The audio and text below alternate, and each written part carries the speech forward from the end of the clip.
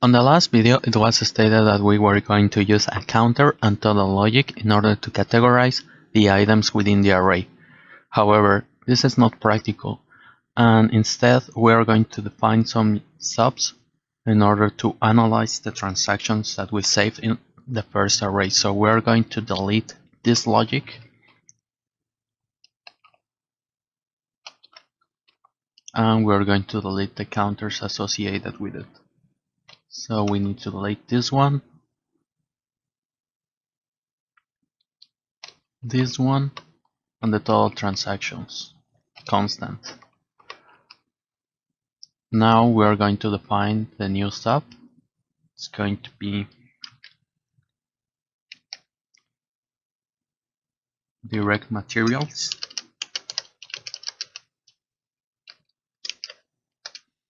and the array to analyze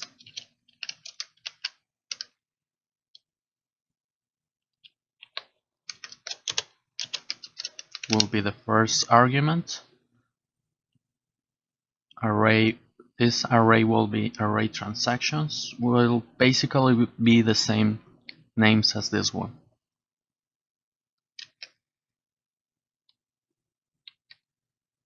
Transaction type, transaction name,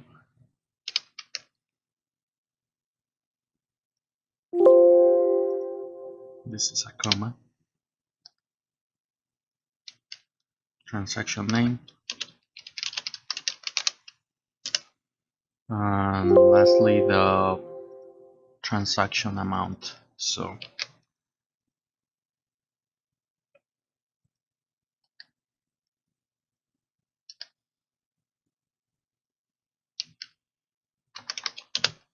as long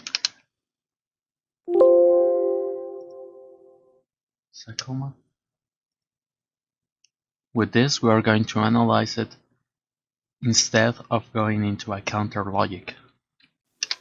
As well, we will need to set up where it's going to start the typing per se of the elements for the direct materials. So we need a row that it will start to begin to write on the template. So this will be the row to write, and this will be as long, and then we will need the column as well.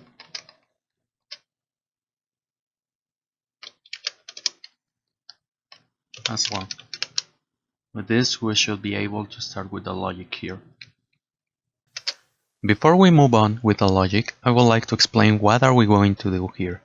Here, we are going to evaluate these arrays and then recalculate them without the elements that we are taking into consideration. For example, if we already took into consideration or already stated on the template the purchases of raw materials, they should be taken out of the arrays in order to speed up the following transactions. So we need to transform these arrays, having that on mind and considering it will be a cycle. For this,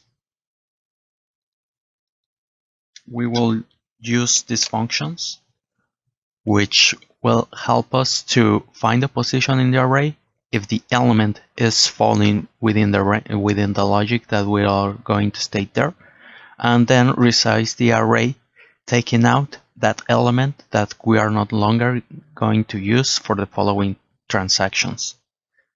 As well, we will need to change this by reference, since these elements are going to be changed. So every element here should be stated as by ref, since they are going to be changed on the main logic.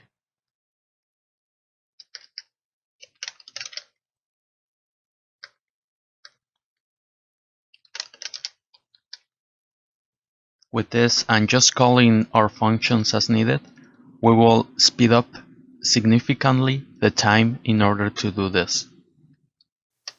We need to remember that our transactions are going to be based on the following entries: material inventory beginning, purchase material, and the material inventory ending on the data entry template sheet, based on the list that we did for the data validation. So as such, we're going to declare constants, this text,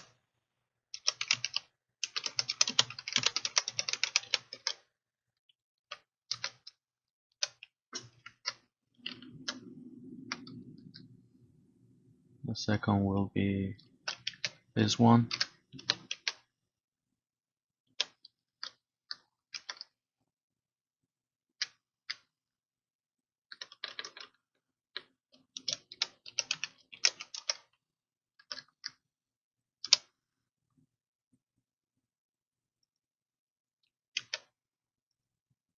just in case if we will need to change the text later on. Shouldn't be the case, but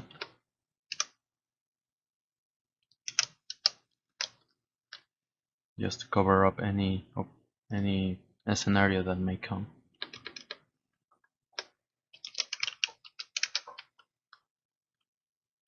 Now we need to state that the cells row to right and the column to right, the value will be equal to direct materials. So it's stated on the template that it's going to begin with the direct materials listing. It's time to fix a little typo that we have here. It's direct materials. And since we wrote on the row to right, this is going to be increased by 1.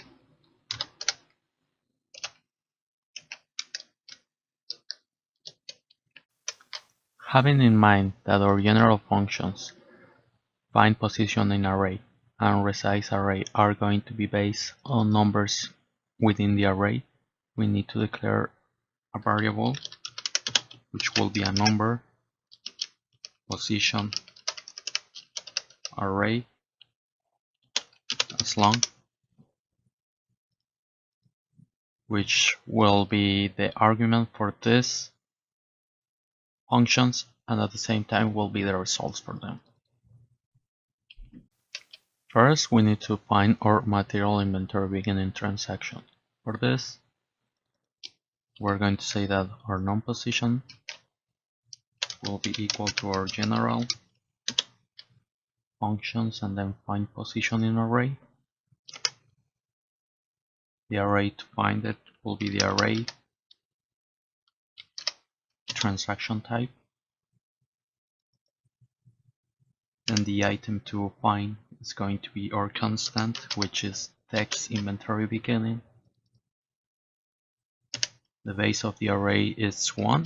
This is in accordance to the option base that we stated here. And that's going to be our non-position array. With that in mind, for the code purposes,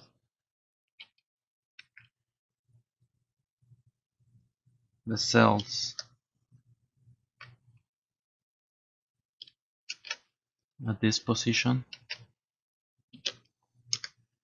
are going to write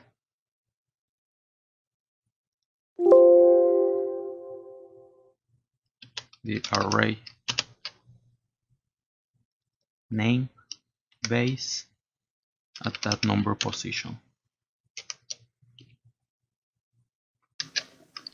Okay guys, as always, thank you for watching, subscribe for more awesome tutorials, and be sure to like and comment this.